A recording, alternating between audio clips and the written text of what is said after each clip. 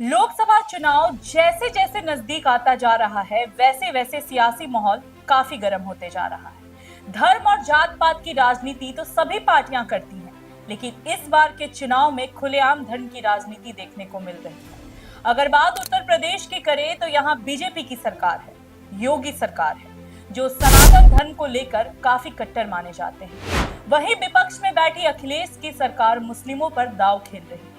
Samajwadi party को UP में मुस्लिमों की राजनीति करने वाला दल माना जाता रहा, जबकि मोदी सरकार पर यह आरोप लगता रहता है कि वो हिंदू मुस्लिमों के बीच किसी न किसी तरह ध्रुवीकरण करवाकर चुनाव जीतने का इंतजाम कर ही लेती है। वहीं अगर 2022 के विधानसभा चुनाव को देखें तो मायावती पर ये आरोप लगे थे कि उन्होंने बड़ी संख्या में मुस्लिम उम्मीदवार उतारकर एसपी की जीती सीटों को हरवाने में बहुत बड़ी भूमिका निभाई थी। अखिलेश यादव की पार्टी ने यह भी आरोप लगाए कि बीजेपी के साथ रणनीति के तहत मायावती जानबूझकर मुस्लिम वोट काटने के लिए ऐसा करती है और ध्रुवीकरण की राजनीति में बीजेपी को इसका फायदा हो जाता है। वहीं अगर देखा जाए तो कुछ हद तक ये दावा सही भी लगता है, लेकिन आप यहाँ पर यह जानकर काफी हैरान रह जाएंगे कि यूपी में इस बार यह पैटर्न नहीं दिख रहा। अभी तक जारी किए सभी दलों के टिकटों को यदि देखें तो मायावती ने बेहद सटीक तरीके से प्रत्याशी चयन किया है। यही कारण है कि बीजेपी बेहद चौकन्ना हो गई है। पूरी खबर पर हम विस्तार से चर्चा करेंगे, लेकिन उससे पहले नमस्कार, मैं हूं अपराजिता और आप देख रहे हैं GVN20। एक दौर में यूपी की सियासत का हाल यह था कि 40% से ज्यादा मुस्लिम वोटर्स वाली 7 लोकसभा सीटों पर किसी न किसी मुस्लिम नेता का सांसद बनना लगभग तय होता था।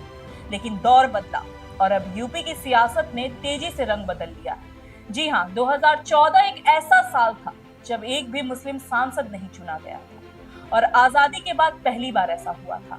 वैसे मुस्लिम मतदाता लंबे समय तक उत्तर प्रदेश में किंग मेकर की भूमिका अदा करते रहे, लेकिन जब मोदी योगी दौर शुरू हुआ तब सियासत ने ऐसी करवट बदली कि राजनीति अल्पसंख्यक से हटकर अब बहुसंख्यक समुदाय के इर्द गिर्द सिमट गई।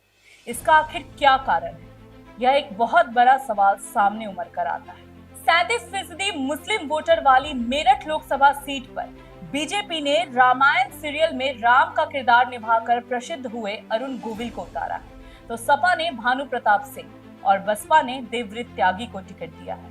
तीनों ही बड़ी पार्टियों से हिंदू कैंडिडेट, जबकि इससे पहले सपा और बसपा मुस्लिम कैंडिडेट उतारते रहे। वहीं अगर 2019 की बात करें तो बसपा के याकूब कुरैशी बहुत मामूली वोट से चुनाव हारे थे। यहाँ पर 37% से ज्यादा मुस्लिम वोटर हैं। उसके बाद भी किसी भी राजनीतिक दल ने मुस्लिम प्रत्याशी पर दांव नहीं खेला।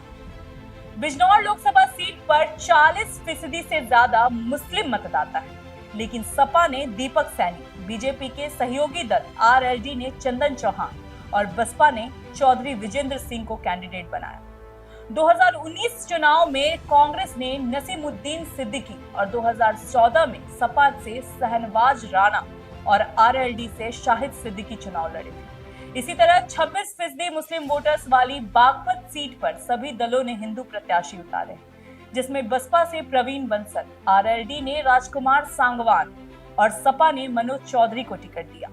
30% मुस्लिम वोटर्स वाली बरेली लोकसभा सीट पर बीजेपी ने छत्रपाल गंगवार, सपा ने प्रवीण एरन को उम्मीदवार बनाया है, जबकि बसपा ने अभी अपने पत्ते नहीं खोले हैं। लखीमपुर खीरी सीट पर सपा, बसपा और बीजेपी ने मुस्लिम के बजाय हिंदू प्रत्याशी पर ही दांव खेला है। इस बार सभी दलों ने हिंदू प्रत्याशी उतारे हैं। फिरोजाबाद, लखनऊ, शाहाबाद की धौरहरा, प्रतापगढ़, सीतापुर और देवरिया सहित डुमरियागंज और सुल्तानपुर सीट पर मुस्लिम चुनाव लड़ते रहे, लेकिन इस बार कोई दल मुस्लिम चेहरे पर दांव खेलने से साफ बचते नजर आ रहे हैं। जब मोदी योगी दौर शुरू हुआ तब सियासत ने ऐसी करवट बदली कि राजनीति अल्पसंख्यक से हटकर अब बहुसंख्यक समुदाय के इर्द गिर्द सिमट गई। इसका आखिर क्या कारण है? यह एक बहुत बड़ा सवाल सामने उमड़ कर आता है। अगर इस सवाल पर गौर करें तो इससे यह बात तो साफ समझ आती है कि बीजेपी को धर्म की राजनीति काफी अच्छी तरह से करने आती है, जिसका फायदा हमेशा उनको मिलता है। और यह बात एसपी और बीएसपी को भी अच्छे से समझ में आ गया है कि बीजेपी ध्रुवीकरण की राजनीति करके हिंदू वोटर्स को गोलबंद कर लेती है। अगर मैदान में मुस्लिम प्रत्याशी हैं तो पहले की तरह अब अखिलेश या मायावती के कहने पर हिंदू वोटर्स उनको वोट नहीं करते। सियासत में यह काफी बड़ा बदलाव आया है। वैसे भी उनको लगता है कि मुस्लिम वोटर्स तो बीजेपी को वोट देंगे। खैर, राजनीति में कब कहां कैसे पासा पलटेगा यह कोई नहीं कह सकता। और वैसे भी चारों तरफ मोदी योगी लहर साफ दिखाई दे रही है, क्योंकि बीजेपी उनकी छवि को हमेशा से बरकरार रखी हुई है।